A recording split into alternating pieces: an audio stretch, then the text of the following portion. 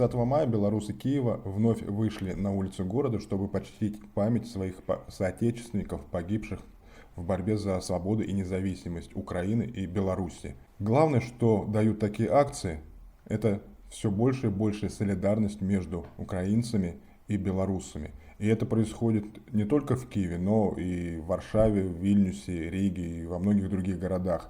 И я уверен, что это станет одним из решающих факторов, которые помогут избавиться белорусам от режима Лукашенко. Потому что таким образом международное давление на режим будет все более усиливаться и усиливаться.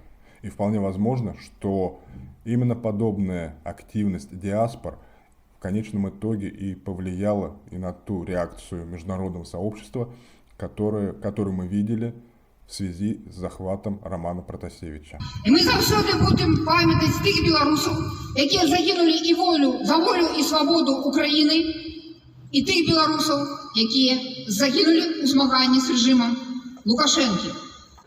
Ми сьогодні знаходимося перед Верховною Радою України. Ми вдячні за ту підтримку, яку бачимо сьогодні від влади України. Але, на жаль, яна вельмі невеликая і вельмі ситуативная. У Верховнай Радзе Украіны дзейнічае група за дэмакратычную Беларусь. Гэта вельмі добра, але гэтага мала. У меня ёсць прапанова Духа Солідарнасці разам, каб ва Ўкраіне урэшце узнік інстытут Беларусі. Героя української нації, патріота і вояка.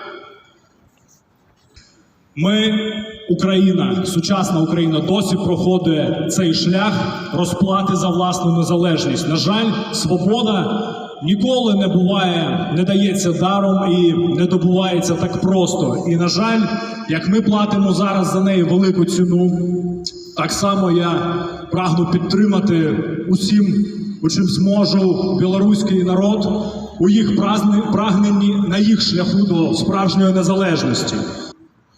Белорусы гинули и на Майдане, белорусы гинули и АТО.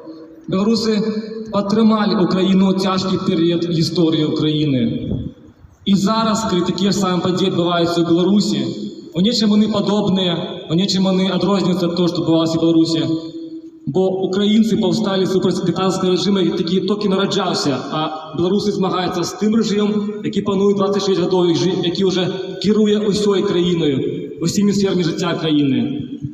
Білоруси підтримали Україну. Білоруська нація підтримала українську державу і підтримала українську націю. І тепер ми, білоруси, чекаємо підтримки з боку української держави. Мы здесь собрались для того, чтобы попросить украинскую власть признать террористическим режим Олександра Лукашенка. Кожен раз, коли ми виходимо, ми вшановуємо пам'ять тих, хто загинув, тих, хто зараз з'являється ахвярою катувань у білоруських тюрмах, тих людей, яких терористичний режим тримає у своїх застінках. Тому пам'ятайте, шановні білоруси, від кожного з нас, від кожного нашого дня залежить, чи буде Білорусь свободною. Я очень рада, что мы можем собраться с нашим настоящим флагом, с нашим истинным историческим флагом в Киеве, не бояться преследований. Я за это безумно благодарна. Хочу сказати, що ми підтримуємо Білорусь, підтримуємо вашу боротьбу проти одного з найбільших диктаторів, проти того звірства, тих вбивств, з якими ви зіткнулись. Боротьба буде дуже важка. І я вважаю, що всі українці, всі люди доброї волі з Європейського Союзу повинні підтримати вас у боротьбі із режимом Лукашенка. І потрібно розуміти, що Лукашенко не один. Ви б його перемогли, якби у нього за спиною не був Владимир Путін. Тобто вже в літі ви б його скинули, але Путін в нього за спиною. І є отакі два великі зла зараз у Європі – це Лукашенко і Путін. І потрібно з цим боротися. Глядячи на тих лідерів, які з'явилися за останній час, треба розуміти, ці то дмуті фігури, як каже наш так само пророк Зянон Пазняк, ці то яны, мабуть, своє. Велике питання.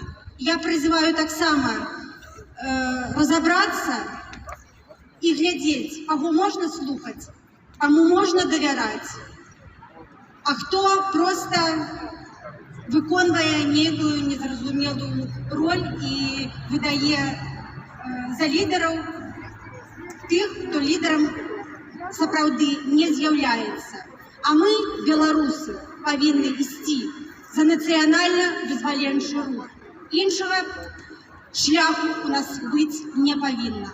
Калі мы освободим Беларусь і зустрінемося ў Менску, мы абавязкова уздымем там наши червоно-белые стяги, жовто-блакитные стяги, замест тих ДНРівських трапок, які зараз ми можемо бачити на вулицях Мінська.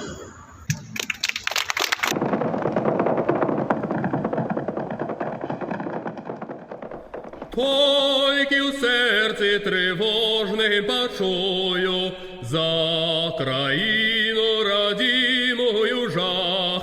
Спомню острую браму святую і вояков на грозних конях. Не проносятся кони, рвутся, гнутся, и тяжко хрипят стародавней литовской погони. Не разбить, не спынить, не стримать